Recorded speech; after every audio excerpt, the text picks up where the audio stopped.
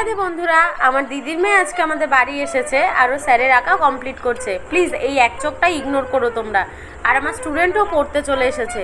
পরের দিনকার আমার বর ভাত খেতে বসেছিল, দেখি দুটো গ্লাস দুপাশে নিয়ে বলছে একটায় ঠান্ডার জল একটায় নর্মাল জল। সত্যি আমি ওকে এইভাবে আগে কখনো খেতে দেখিনি। আর দেখো আমার ননদ চলে এসেছে, এসে আমার বক্সে দেখছে যে কি কি নতুন জিনিস আমি মেলায় দিয়ে কিনেছি। আর খালি জিজ্ঞাসা হচ্ছে এটা কবে কিনেছো বৌদি, ওটা কবে কিনেছো বৌদি।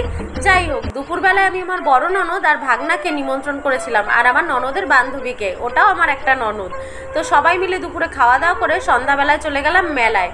ফুচকা খেলাম, পাপড়ি চাট খেলাম, দারুণ লাগছিল। আর যেহেতু আমার বড় ননদ পরের দিনই চলে যাবে বাড়িতে, তাই জন্য সবাই মিলে একসাথেই গেছিলাম।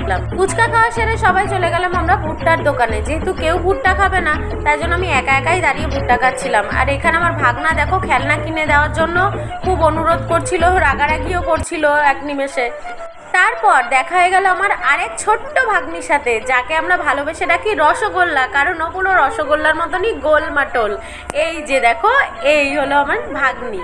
ওকে দেখতে পেয়েই আমার বর তাড়াতাড়ি গাড়িতে চড়িয়ে দিল ওকে। ও নিজেও রাইডটা খুব এনজয় করছিল কিন্তু।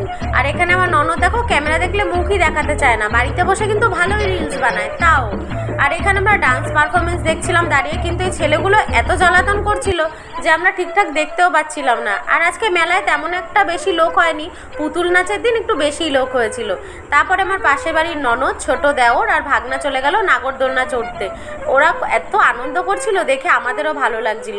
তোমরা প্লিজ আমার চ্যানেলটাকে like, comment, share and subscribe করে দিও।